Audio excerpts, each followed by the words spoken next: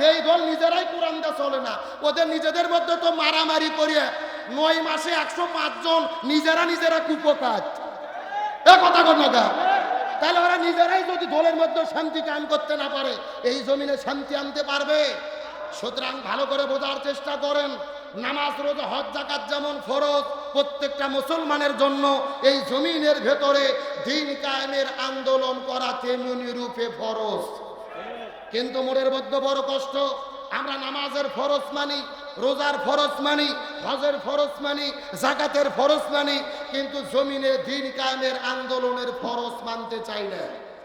আল্লাহর কোরআন বলেছেন ওয়াতাসিমু বিহাবলিল্লাহি জামিআন ওয়া লা তাফাররাকু। আল্লাহ বলেন তোমরা যদি মুসলমান হও, এই জমিনে দ্বীন কায়েমের আন্দোলন করো, আল্লাহর রশিকে ঐক্যবদ্ধভাবে আঁকড়ে ধরো। আল্লাহর কোরআন বলেছেন ওয়ালতাকুম মিনকুম উম্মাতুন ইয়াদউনা ইলাল খায়র ইয়ামুরুনা বিল মারুফ ওয়া ইয়ানহাউনা আনিল মুনকার। আল্লাহ বলে তোমাদের ভেতরে অবশ্যই একটা দল থাকবে যারা ভালো কাজের আদেশ করবে, অন্যায় কাজে বাধা দেবে।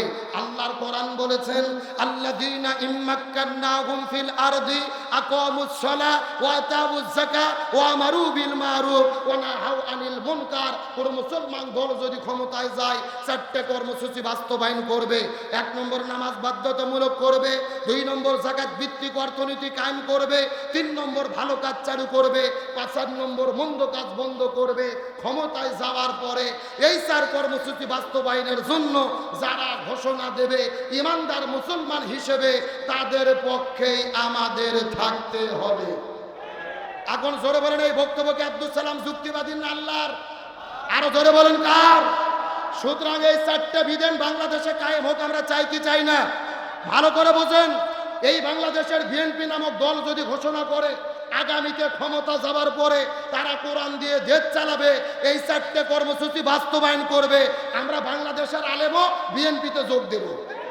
এ কথা কর না কেন? তার কারণ ভালো করে বোঝেন, বিভ্রান্ত হবেন না। আমরা কোনো দলের ক্ষমতা চাই না, আমরা কোরআনের ক্ষমতা চাই। জোরে বলেন কিসের ক্ষমতা চাই? তার কারণ বিএনপি দলের মধ্যে সবাই মুসলমানকে মুসলমান না, 90% মুসলমান।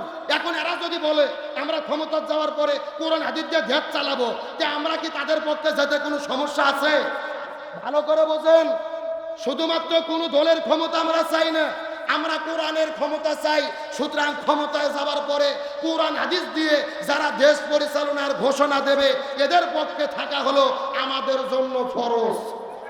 ভালো করে বোঝার চেষ্টা করবেন, আল কোরআনের আইন চাই, সৎ লোকের শাসন চাই, এটা কোনো দলের চাওয়া নয়, এটা হলো আল্লাহর চাওয়া। জোরে বলেন কার চাওয়া? কিন্তু বাংলাদেশের এমনও অনেক নেতা আছে যারা কোরআনের আইনকে বিশ্বাস করে না।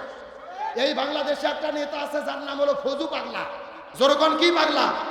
এই ফজু পাগলা সারা জীবন করছে আওয়ামী লীগ, এখন হয়েছে হাইব্রিড বিএনপি। মুখের মধ্যে যা আছে তাই বলে আমরা শরীয়ত আইনে বিশ্বাস করি না। বাংলাদেশে যদি কোরআন হাদিসের শাসন কায়েম হয়, তাহলে বাংলাদেশ অন্ধকারে নিমজ্জিত হবে। নাউজুবিল্লাহ বলবেন না? সারাটা দিন ইসলামের বিরুদ্ধে কথা বলে। আমরা বলতে চাই, এই ফজু পাগলা বলেন, ধুলু আর বুলু বলেন, হারুন আর পাপিয়া বলেন, তারেক জিয়াকে বলতে চাই, আপনি আমাদের বগুড়ার কৃতি সন্তান, ইসলাম বিদ্বেষী নেতাদেরকে গলা ধাক্কা দিয়ে দল থেকে বের করে দেন, নতুবা ওরাও ডুববে, দলটাকেও ডুবাইয়া ছাড়বে। ভালো করে বোঝার চেষ্টা করবেন, শহীদ প্রেসিডেন্ট জিয়াউর রহমান বিএনপি গঠন করেছে, তিনি ইসলামের পক্ষের লোক ছিল।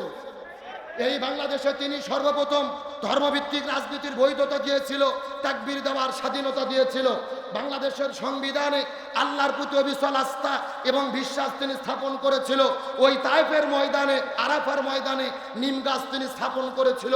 আজও তমাম পৃথিবীর হাজিরা হজ করতে যায়, তার গাছের ছায়াতে বসে তার জন্য দোয়া করে। সুতরাং ওই জিয়ার দলে ইসলাম বিশ্বাস করে না এমন কোন নাস্তিকদেরকে আমরা দেখতে চাই না। তাহলে আমরা বলতে চাই, শান্তির জন্য কি লাগবে? আরো জোরে বলেন, এখন চিৎকার করে বলেন। আল্লাহ তাআলা আমাদেরকে জমিনে সৃষ্টি করেছে, আল্লাহর একটা লক্ষ্য উদ্দেশ্য আছে না নাই? উদ্দেশ্যটা কি?